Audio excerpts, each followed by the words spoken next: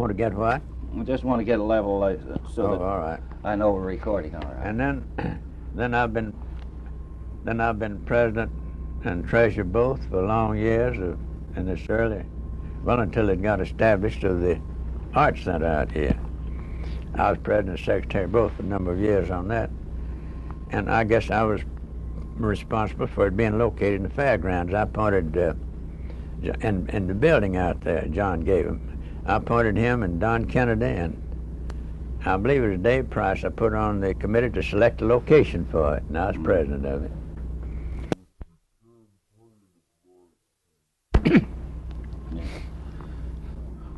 So actually all it is just a conversation, which will go on record as some of the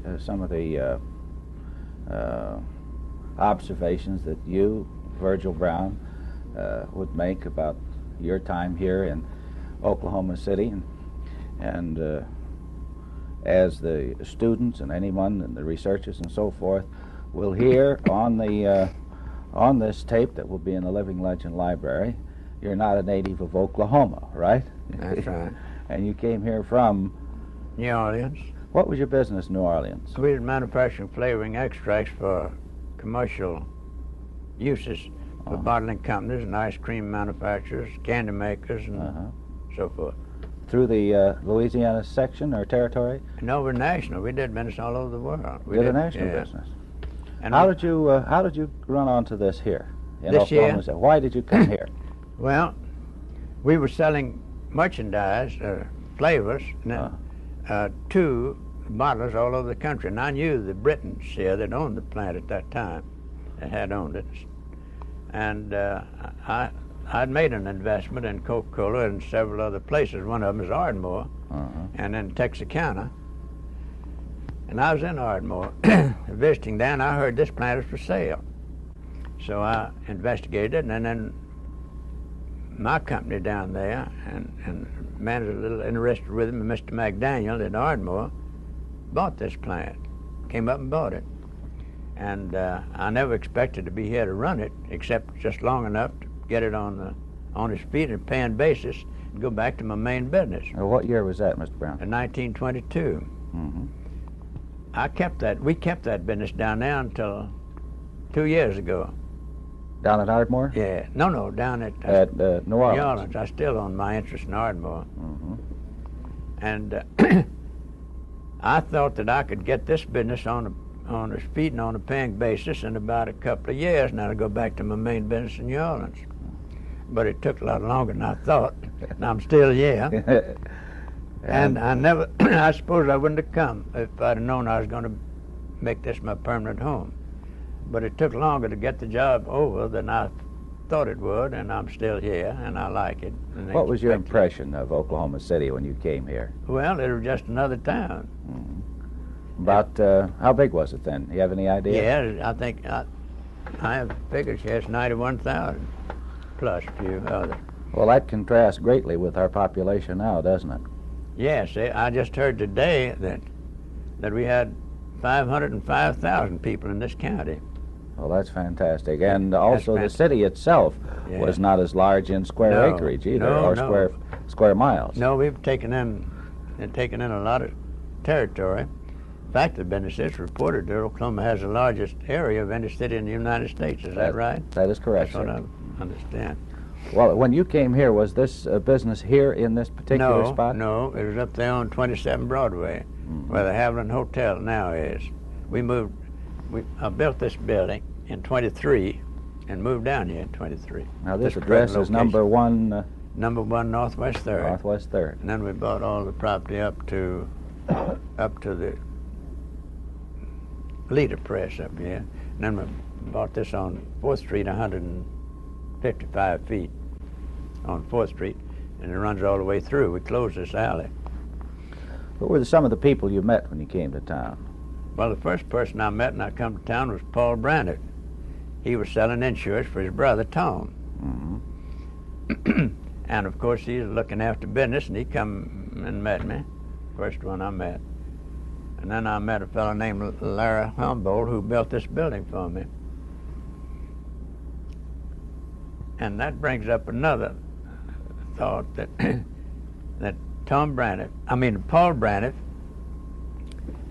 being still interested in New Orleans, I'd go down there once in a while. Mm-hmm. And he approached me one day and said, if you'll buy an airplane, he says, I can fly it, says, I'll take you down there when you want to go. Well, I thought it might be a pretty good idea, so we bought the old Eagle. He went to Colorado Springs and brought the old Eagle Rock. And while he was up there, he took the agency for it. And I didn't want that, but he bought the plane. And then when he brought it back, in a few months, we had to have a hangar to put it in. So I built the first hangar on the old airport, where it used to be it's the city park out there, on 29th Street and,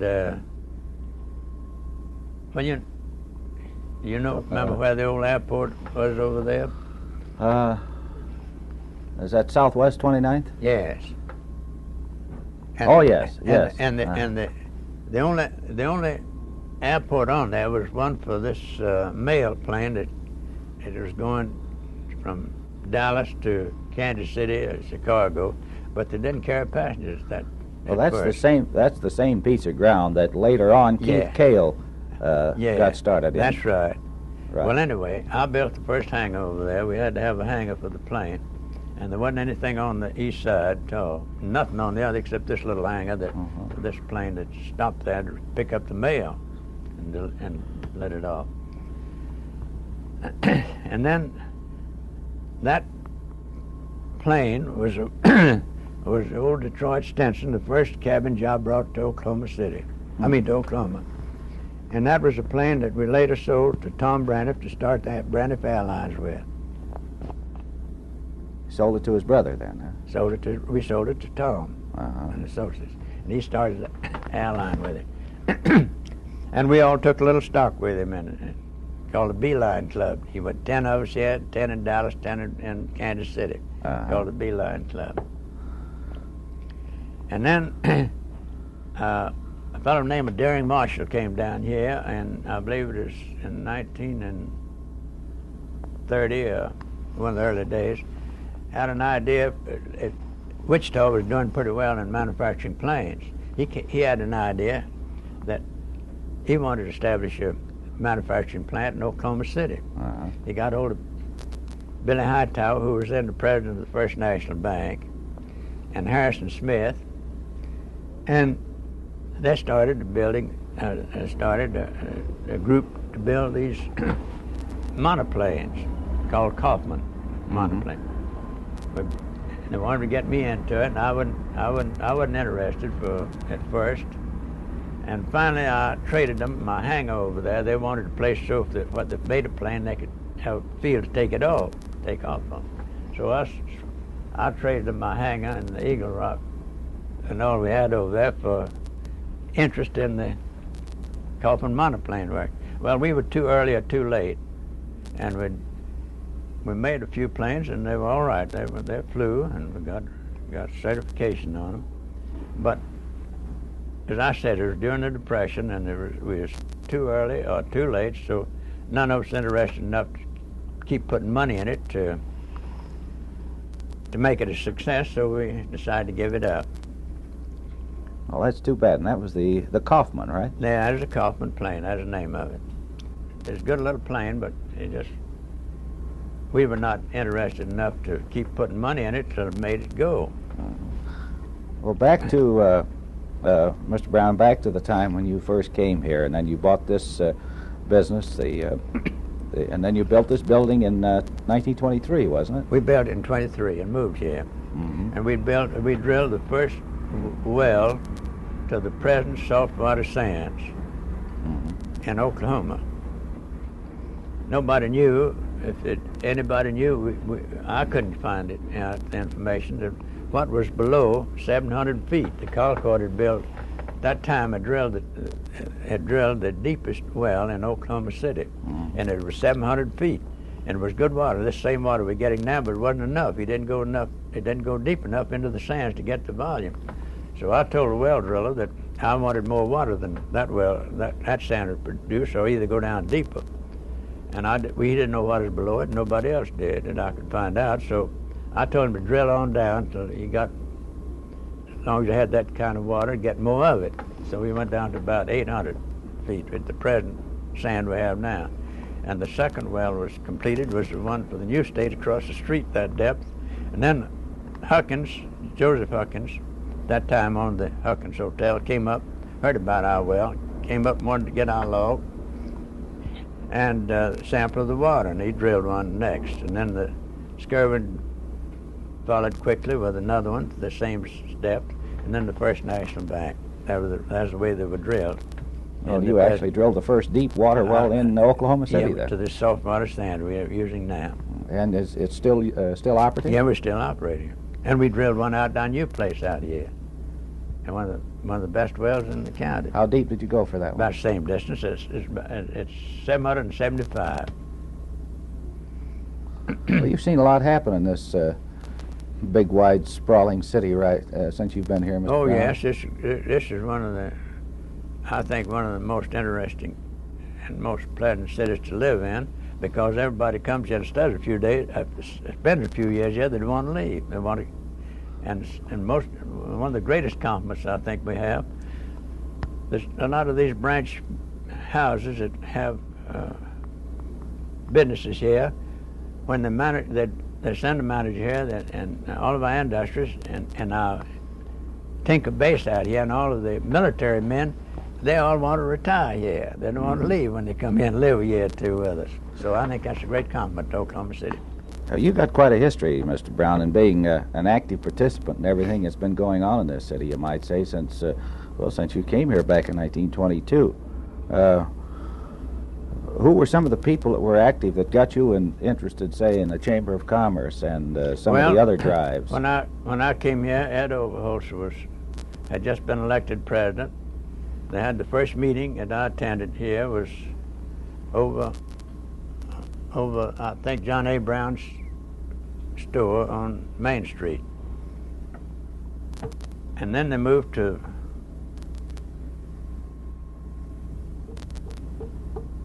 there was another move made. I believe it was in the basement of, I ought to get that information before I give it to you.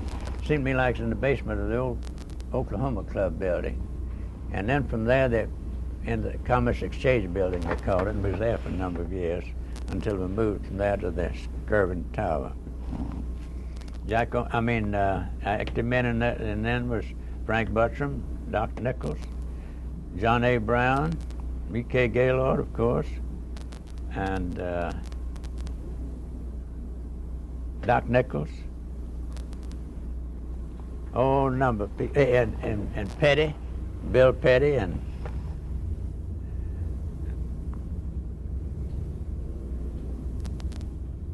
well, they were a busy bunch of people. Oh, they were a busy bunch of people. They're the ones that made Oklahoma City what it is.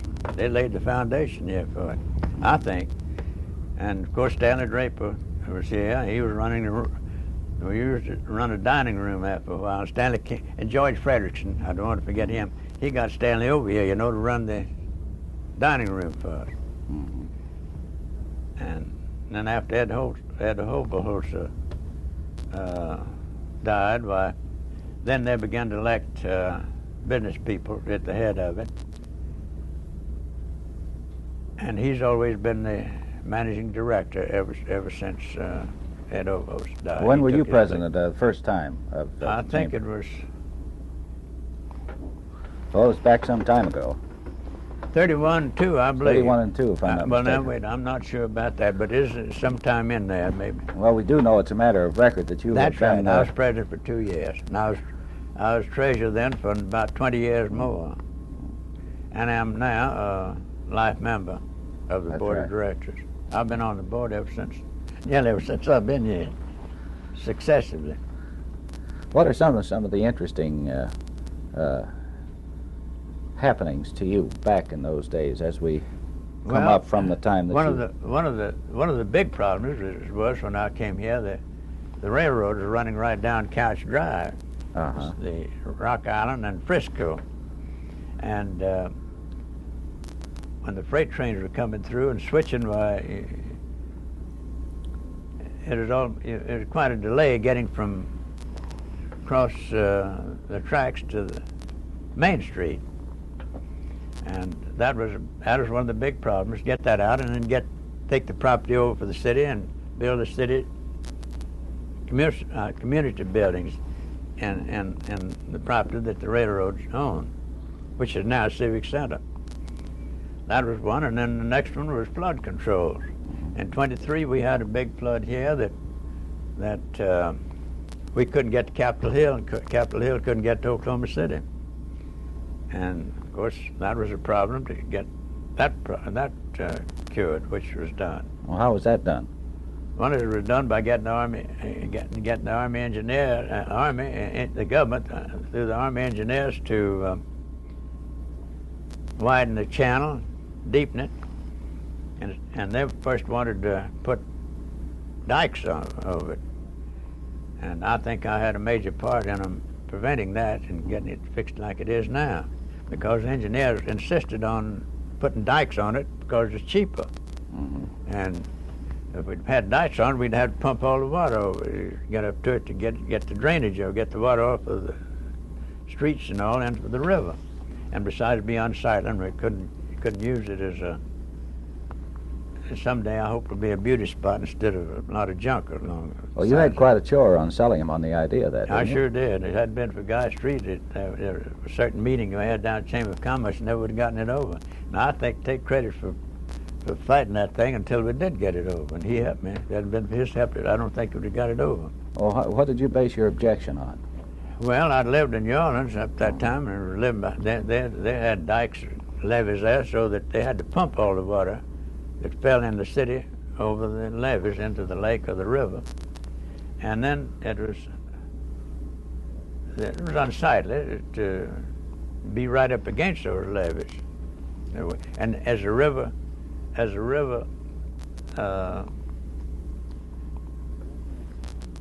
bed rose, they'd have to keep raising those levees, you see. And then there's always a danger at that time of them breaking. Of course, they've done a lot of improvements in that and had built 2 or 3 bypasses so that danger doesn't exist. They're turning a lot of the water down there through into the Lake Pontchartrain, and then some more of it goes down through the Chapala River down to Morgan City in the Gulf outlet there. Well, since we're on the subject of water, I know that you had a great deal to do with the Lake Hefner. Yes, I was on the committee and went up to see Bob Kerr, get him to take over the drive to raise the money to build Lake Hefner. Mm-hmm. And we went up to see him, and he agreed to take it, but before he took it, he wanted to know how much money we had to mm-hmm. carry this bond issue. And we told him I had $10,000. He said, well, that may not be enough, and if I take it, I don't want it to fail, and I want to know who's going to put up the rest of the money that except you and me. He said, point his finger at me. Well, anyway, it was a close. We'd lost 2 or 3 deals to build. To get water, and this looked like the final chance, and it didn't go over very, very close. It come almost failing, just a few votes. I should judge that you feel pretty good, along with everybody else in the city, about the results of our recent bond. Oh yes, well, I'll go a little bit further. If we hadn't built Lake Hefner, we'd have been out of water. Mm-hmm. And which was first, Overholser or Hefner? Overholser was first. And then Hefner followed. Hefner followed. And then we went down here at Token now, built a lake down there, and a pipeline up here that supplements it. See, those things didn't happen just happened. It took a lot of planning and hard work to get it over, and some money. A great deal of money. Yes. Well, let's see.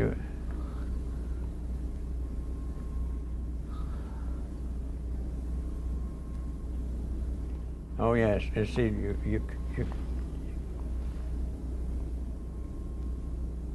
Well, anyway, since I've been in Oklahoma City, I've taken part in most everything that's been good for the city, and I've not only put up some of the money, but in my small way, but I give it something all the time that I could. Well, what's the story behind the Blue Cross here in Oklahoma City?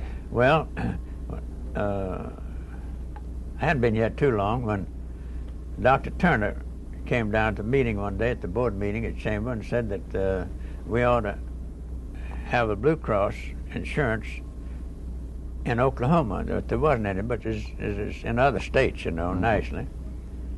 And he said that it was going to take a certain amount of money to get it started, but there was need for it. And I asked him how much money it would take, and he said not very much, but he said it was necessary. So I said I'd be one of the people who would put up part of it to get started. So J.F. Owens, who was then president of the Oklahoma Gas and Electric Company, and John Thomas, who was owner of the Crescent grocery store in Plaza Square out here, the three put up the necessary money. I was elected the first president, served several years as president of it. Then it moved its office while I was president over to Tulsa. Headquarters has been over there since. I know you've had a lot to do with the Heart Fund, too. Yes, I've contributed some to that. By the way, I think my wife got credit, and I know she did. I have a letter after she died from the Planned Parenthood, giving her credit for organizing it and supporting it and keeping it alive. And I think someday that's going to be one of the most important movements worldwide. It seems to be gaining force and it's stature. Going to have each to. year. It's going to have to be. We'll overpopulate this earth someday, and the ones that's growing. I mean, the ones that need to be birth control the worst is the backward countries, and the countries that and the illiterates. Correct.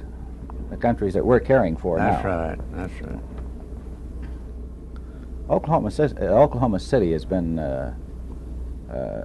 quite a fantastic child, hasn't it? It has, and I'm going to disagree with reports I saw. I think Kipling just sent it out. I don't know where he got his report, talking about Oklahoma would show the least growth in the next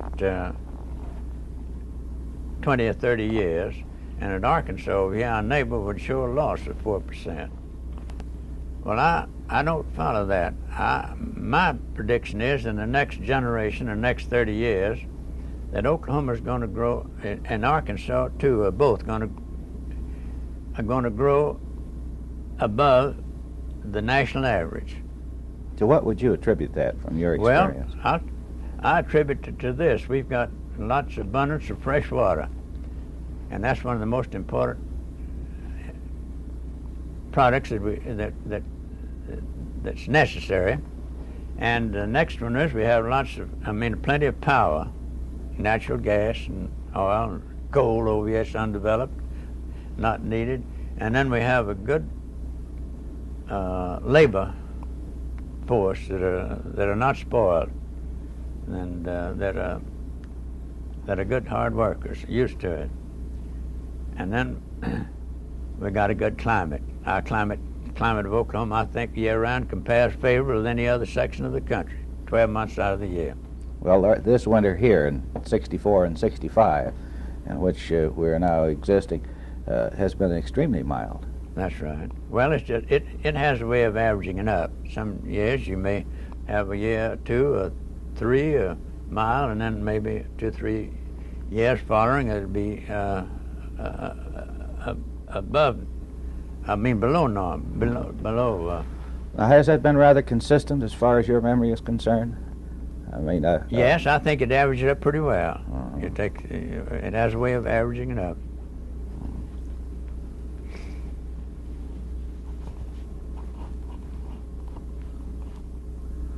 No, I think that this Southwest country has got a great future, and that includes Arkansas and Louisiana, and Texas is showing a big growth now, but Oklahoma's been overlooked, I think, and I know Arkansas has, and I think Louisiana's going to have a good growth, and I believe Mississippi's going to be a state above the normal growth average, and Arizona and of course New Mexico are growing. All we need is well, the water anymore, that's many people say is more important than even oil. It is. It's going to be, and it's getting more so. There's more water being used, good, pure, fresh water, all the time, per capita wise. And industries require large quantities of it. I wish that we could, and it's possible that we can keep our soil from going into the rivers and keep these rivers going through Oklahoma, the water clear and free of pollution until they empty into the Gulf of Mexico. Well, don't you think there's a growing trend of respect for water? That's right, yes. A growing trend to certainly. I think most everyone now is becoming to realize the value of good, pure water. In your spot here at well, right along the tracks, you might say, 1 northeast, is it? No, we own number 1 northwest. That's right, northwest 3rd Street. We also own northwest 4th. You go all the way through? All the way through. And we go up this way 200 feet on 3rd and 155 on 4th Street, all the way through. What does this town look like in 1922? Well, it's an entirely different looking town to what it is today, in many respects. The tallest building when I came here was a Colcord building. Well, that one must... and we didn't have any... And the city hall was right across the street on the corner of Grand and Broadway, upstairs. You recall who was mayor at that time?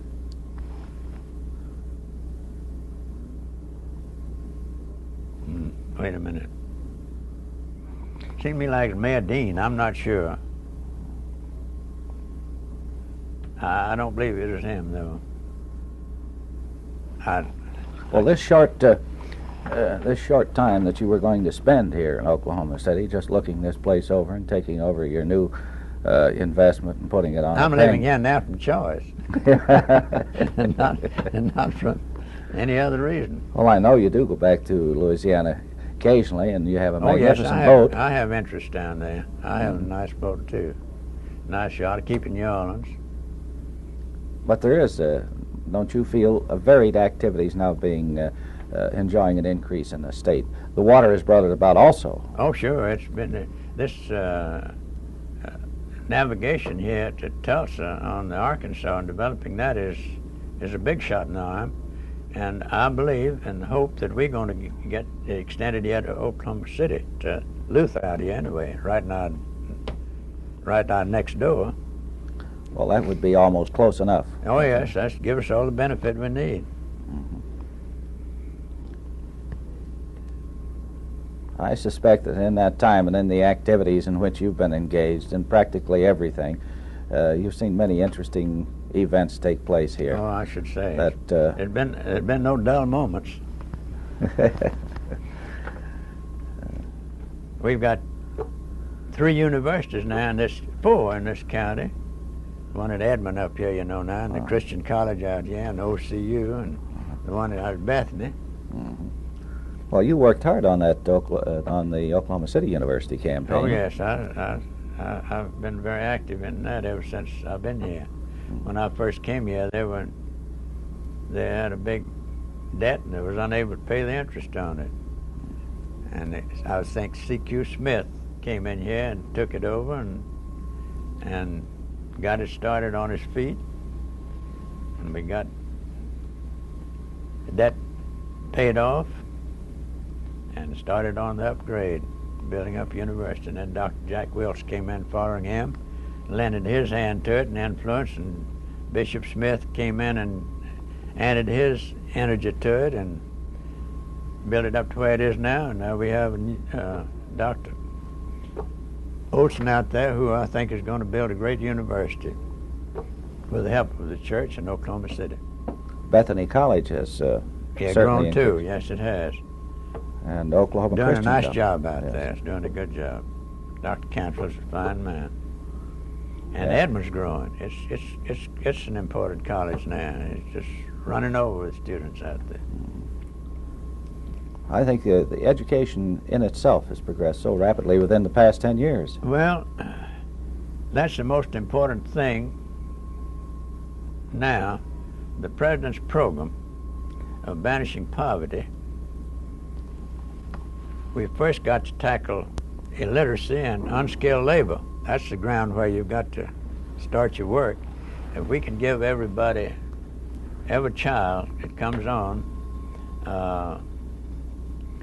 at least a high school education, and at the same time teach them a vocation or a trade that they can make a living at when they get through school time, we've banished poverty, and we've banished dropouts, and we've banished misfits, and we'll be able to increase our standard of living further and set an example for the rest of the world to follow. That's our problems. All I think also that you lessen crime to a great extent, and your relief load, just by giving every child at least a high school education and teaching them a trade, a profession, a vocation where they can make a living, a decent living. Then all of our problems come from the lack of those things. Basically a lack of education. That's right, lack of education. Education's got to do the job, and we've got to stand behind the people in our educational work, help them financially in every way that they need to get the job done. That's our big job, as I see it. On the commercial side, your business here, the Coca Cola Bottling Plant, you started out rather small when you bought this, didn't you? Yes, but we paid a pretty good price for it at that time as prices went. We just paid for the opportunity. We didn't. That's all we got. How many people did you have then? How many employees, sir? Oh, I don't know. Very few, I I don't should know judge. the number they have, but our business has grown about 30 times in volume. Now we know you have a new plant, new Yes, building and everything out on... Yeah, out on May Avenue. We're building a new plant there, building that plant to last us, I suppose, for another 50 years. What's the target date for occupancy out there? About April. Of 65 this year? Yeah, this year. That's a fantastic, different type of architecture and construction. Yes, it is. But I think it's going to be very efficient operation and economical operation. I've heard it discussed a few times, Mr. Brown, and some people have made the observation that it's such a different type of construction, it would look like it would be a great deal more expensive than the normal type of construction. Well, in some respects, yes. We built everything out there. It's a fireproof building. We built a building with very little depreciation and very little maintenance. That's one of the things we've done. And you cover a lot of ground. We've covered a lot of ground. We've got 10 acres there. Well, there's still room for expansion, isn't Yes, I've got room for expansion. Well, that should be a happy day in April, then, when you move out Well, there. it certainly will. We should have been out there 2 years ago. But you put off moving because it's you get attached to a location, convenience, and you just dread to move, take that responsibility to move. And we haven't moved any too soon. As I said, we should have been there 2 years ago. Well, this spot in which you are now will be converted to something of usable activity, won't it? I hope so. It's going to be for sale. We don't need it anymore. But it's a central location, and we've been very happy here, but we've just outgrown it. And we haven't been able to give the service in the last 2 years that we wanted to give.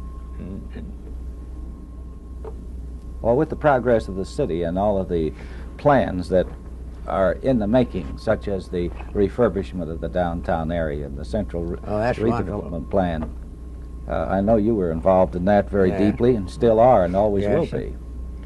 I've always been, I'll probably, as long as I live, be interested in progress. I've always been living in the future more than I have it in the present. Well, that's rather obvious, Mr. Brown. You certainly have left your mark on Oklahoma City Well, and I all hope the things so. that in which you've been engaged. Well, you can't help but be interested in progress. I always like to see things moving along for the better. What are some of the other activities that, if you can recall, that there are so many, though, I suspect that in chronological order they'd fill quite a few pages. Well, yes, pretty nearly everything has been for Oklahoma City since I've been here. I've been had a part in it, some part. I was one of the founders of the Frontiers of Science, and I'm still in the treasurer of that organization. I'm a treasurer of the OCU, and I'm a member of Greater Oklahoma City. Treasurer of that too. Well, I've done my part as best I could in every movement that's been good for the city as far as I saw it. I bet you've run into some interesting characters. Oh yes, yeah, that's been my life. And I tell you, I dearly miss them too. I mean, not dearly, but I miss them terribly.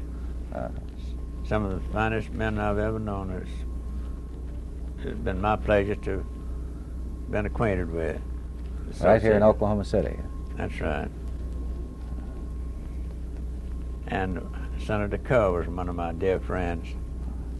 He was quite a vibrant character, wasn't he? Oh yes, yeah, I was very fond of him. See, I served when he was governor. I served as chairman of the board of the out there of the chairman of what they can't call it now. Chairman of the board of public affairs. Mm-hmm. Well, Senator Kerr was always interested in the water future. Oh yes, he was. He's. I remember Newt Graham over there was working hard on that problem over there, and I was sorry that he didn't live to see the fruition of it.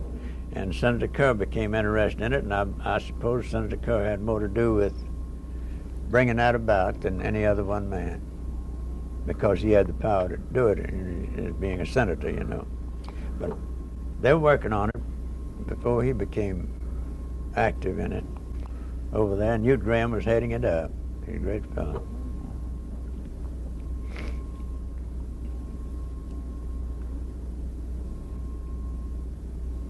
Well, it was unfortunate that the senator had to leave us at such a time. Oh yes. Right in the midst.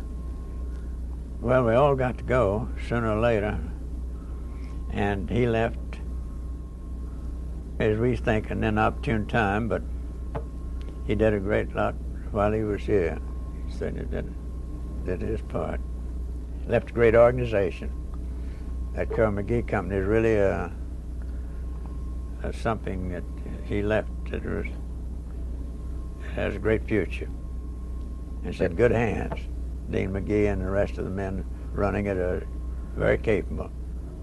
Well, they seem to have, as you say, made a great deal of progress. They've diversified and they're into other activities now. Yes, they're still growing, and I anticipate a great future for them. And not only in the oil business, but they're going in fertilizer business pretty heavily. You mentioned a little bit ago about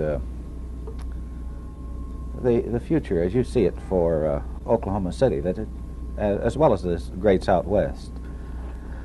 Do you think that we will achieve our goal of being one of the major cities, one of the biggest cities, in more ways than one in the Southwest? Well, you know, people build cities. Now, if the people come along and keep on coming along, has a vision and the determination, there's no limit to what they can do. Mm-hmm. But if we should run into another bunch of people satisfied to let it alone as is, well, then the future then will be limited. But if they carry on, the people carry on in the next 25 years, as the people in this generation has done, and the generation before us, well, there's no limit to what Oklahoma City can do, because this state's going to go places, And we, as I said in the beginning, we have everything it takes to make a city. And this Oklahoma City could have been Tulsa. Could have been Guthrie, Shawnee, El Reno, or even Purcell. Just the men made the difference. We had nothing to nothing to offer, any advantages that those cities didn't have. The Rock Island thought that it'd either be Shawnee or El Reno. Santa Fe thought it'd be Guthrie or Purcell. But the people in Oklahoma City determined it's going to be here instead of that. That's quite a fantastic history, isn't it? Yes, it is. It's too bad that there isn't a real fine history of Oklahoma City, and that's one of the purposes in this audio library, is to get down on tape for a permanent record. Well, if we'd had a little time, to dig up some of this stuff and fax it, I could have given it to you a little better form. Well, I think you did beautifully. Well, thank you. And we want the actual presence of your voice and the other people who are participating. I've got a little husky voice today because I think I have a little cold, but otherwise... Well, you didn't have your daily ration of Coca Cola. No, I have one. Let's have one now. Thank you, Mr. Brown, and perhaps we may come back at a later time to see if we could pick up some other information. I've really enjoyed the visit with you. I've got Coke in here at Tab either.